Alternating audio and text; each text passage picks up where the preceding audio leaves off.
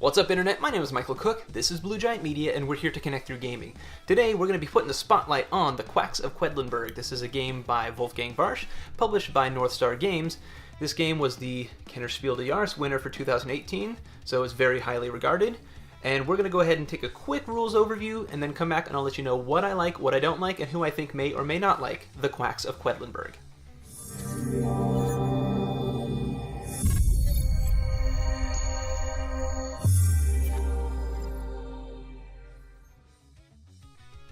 Alright, so here I have the Quacks of Quedlinburg set up for 2 players. Each player is going to start with an identical set of chips in their bag, consisting of these chips shown here.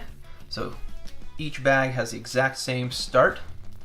And then at the beginning of each of these rounds, you will turn over one of these fortune cards. This one says, draw 4 chips from your bag. You may trade one of them in for a chip of the same color with the next higher value. If you can't make a trade, you get to take a green 1 chip. So what you'll do is reach in, take out 1, 2, 3, and 4. Since orange, there is no upgrade. White, there is no upgrade. You don't want to upgrade them anyway. So I just get to take a free green chip, put the rest back in my bag, and likewise this player would do the same. 1, oops. So this time I did draw out a green, so I get to put it back and take a green 2, which I have right here is 1, and put that into my bag. Then each player is simultaneously going to start grabbing chips out of their bag and adding them to their cauldron. So here this has a 1, so I start from your water, you'll start from the water drop, and you'll move 1 space forward. Next thing I draw, it's a 1, a 3, 1, 2, 3.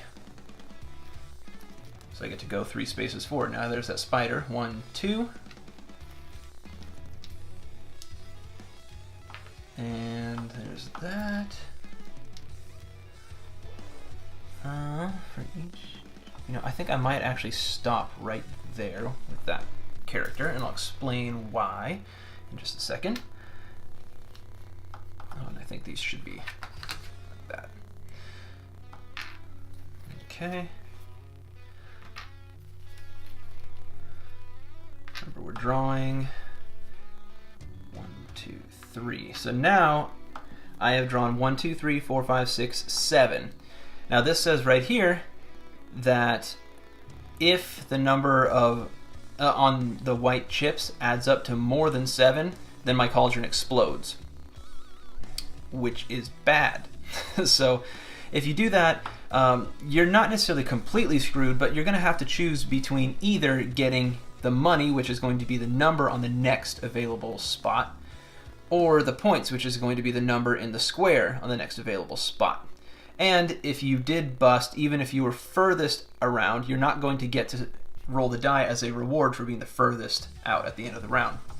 So in this instance, both players stopped right there. So now we have a nifty little guide for what happens and in what order here.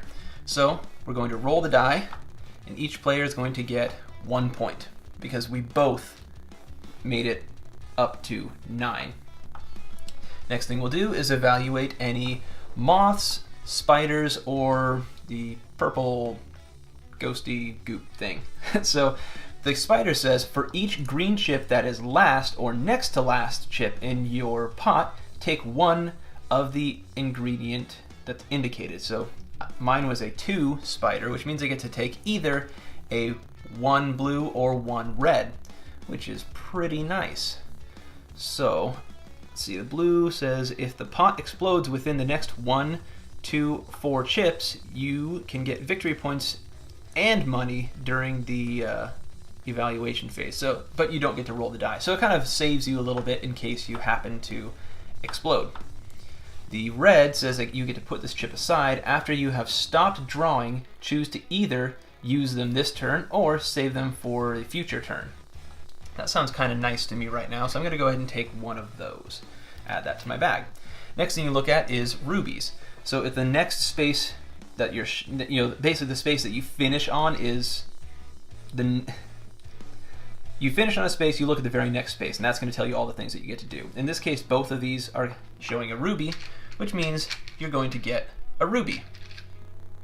These rubies do a bunch of different things. You can turn in 2 of them to either increase your water droplet space, 1, which allows you to start further around the cauldron for future rounds, or you can use 2 to get this potion ready, which makes it so if I had just drawn this 3, I can drink this potion to put that 3 back in my bag to try and hopefully draw some of my better chips, which would allow me to go further in the cauldron in future rounds, or in that particular round. Then we're going to look at points. Each of us is going to get 1 point, because that's what's showing on the square in our space that we've activated or gotten to. And then we have money, which we can use to buy things. So each of us has 9, and that allows you can buy 2 chips, but they can't be of the same color. So I can't buy like 2 of these. I have to buy 1 of these and 1 of something else. So the other thing is, you can see right here, the yellow ingredient and the purple ingredient become available in later rounds. So I can't buy them at the beginning.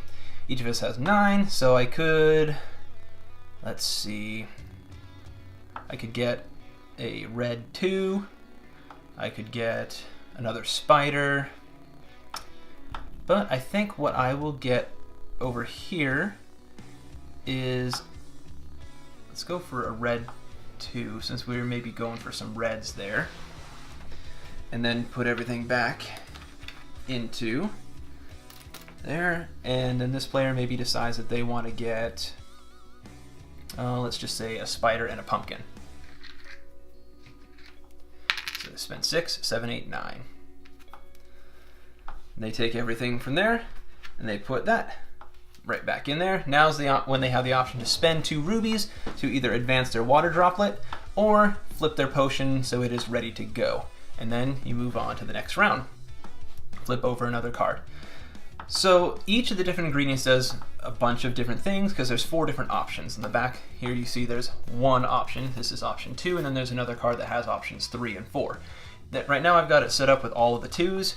You can try and do that with all the 1s, or all the 2s, or all the 3s, or all the 4s, or you can intermix them however you want, which gives a pretty decent amount of replayability. And one other thing to factor in is this rat. So if one player ends up getting farther ahead, then you're going to count for each rat tail. Like, let's say this person gets way far ahead. There's 1, 2, 3 rat tails between these 2 players. So this player would take their rat and put it 1, 2, 3 spaces up. So we get to kind of throw some extra stuff in the cauldron before we start to kind of help as a catch-up mechanism. And anytime you move past there in later rounds, then the rats can go back to normal. At the end of the game, you're going to be able to go all the way around there, but you're not going to be able to buy well, I mean, I guess you could buy ingredients, but none of the ingredients are going to reward you because there is no 10th round. So then you can spend every 5 money that you have, you can turn into a point, and you can use any 2 leftover rubies to get a point, and then whoever has the most points at the end of the game is going to be the winner. Alright, so now that you have a pretty good idea of how to play the Quacks of Quedlinburg, I want to let you know what I like about this game. First of all, I really like deck builders a lot. If you've watched some of my videos, you might have already gotten that sense, but it's one of my favorite, if not my favorite mechanic. I really like deck builders, and this kind of has a little bit of that twist on it. It's a bag building game, and there's a push your luck aspect to it, which normally I don't like push your luck games too much. But this game, I think there's only one other game that I think has a more elegant, implementation of push your luck, and that is Mystic Vale, where pushing your luck can actually be a strategic advantage to where you genuinely might even want to bust. This game, I think, does a really good job of giving you ways to mitigate that pushing your luck element with the different ingredients in what you might be going for. And it also it doesn't crush you when you fail. It gives you a lot of different ways to kind of manage it, and I really enjoy that. It's one of the few push your luck games that I still find satisfying. I really like the variability that you have 4 different options for most of the ingredients. It gives you kind of some different options for setups and different interactions between the different ingredients. I have not plumbed the depths of the many different iterations of what there is, but I will say I think that there's a pretty decent amount of replay value in just this base box alone. Now, some things that I don't like about the game. I still find myself wishing that there was more option. One of the hallmarks of a deck builder or bag builder is going to be the variability. I don't know whether I want there to be completely different ingredients. I don't think that's really necessary, because while there's a little bit of a theme to each of the ingredients that there is, you can make them whatever you want just by introducing different boards that give different, statistics or modifiers or abilities to the different ingredients. So I'm looking forward to when the expansion makes its way over to America and we get a little bit more variability in the possible setups for the game. The artwork is kind of meh. It's okay. It's not like spectacular or anything like that. Now, the one thing I will say about the production quality, that the first time I played this was at Gen Con, and they had these nice 3D printed pieces, and when I opened the box the first time and I saw that they were cardboard punch-outs, I was actually let down. I was like, oh, I really, for some reason, there was a tactile satisfaction to those 3D printed pieces. So it may be one of the few games that I do splurge and do like one of those Geek Up kits from Board Game Geek and get some of the nicer components for it, but I was disappointed with it just being the cardboard chips. After playing it at Gen Con, I thought that's what I was going to get. And maybe I was foolish, maybe I should have, maybe naive, maybe I should have checked up on things, but I was a little bit let down by that. Now, people who I think are going to like this game are going to be people who are fans of a family weight game.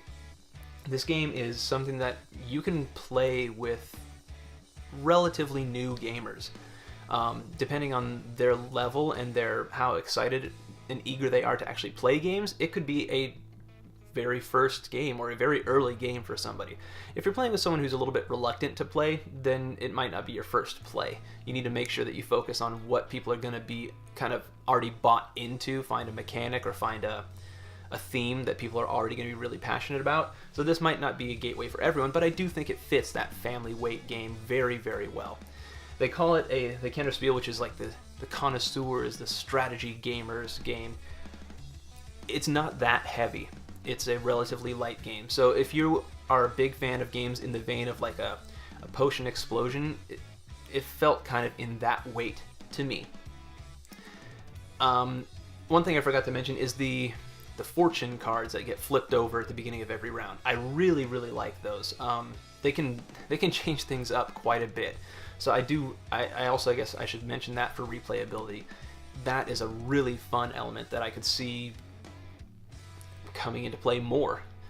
It reminds me a little bit of, in Small World, you got the Tales and Legends expansion that gives you kind of a thing that's, mixes up the rules for each round of play.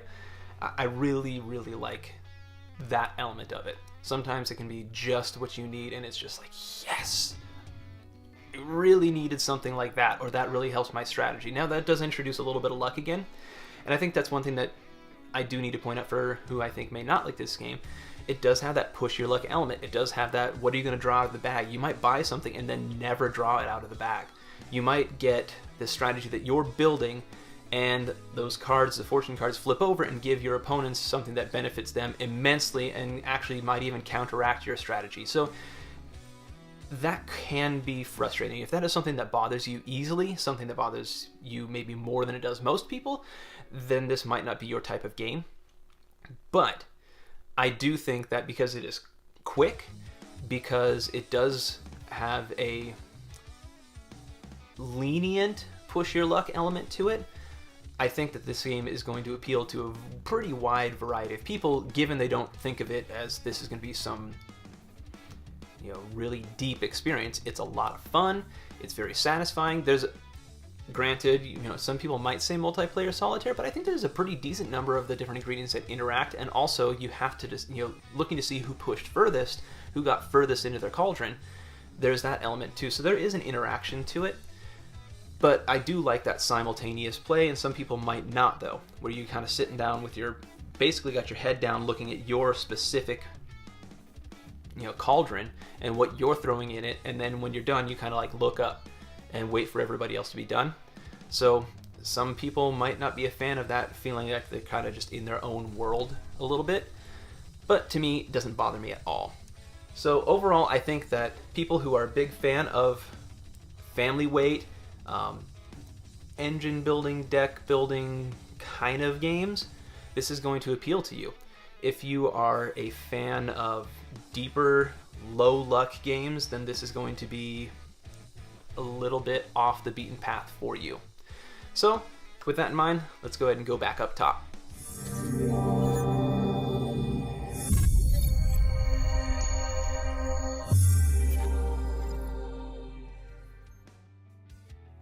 Alright, so let's go ahead and take the spotlight off of the Quacks of Quedlinburg by Wolfgang Warsch and published by North Star Games.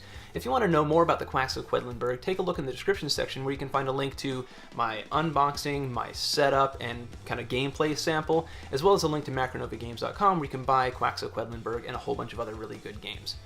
And if you have any feedback for me, please let me know in the comment section below if I missed anything, if you have some input of your own on why you may or may not like certain elements of Quacks of Quedlinburg. Please share them, I'd love to connect with you. Until next time, I want to thank you so much for watching. Please like, share, and subscribe if you like what you see, and have a wonderful day.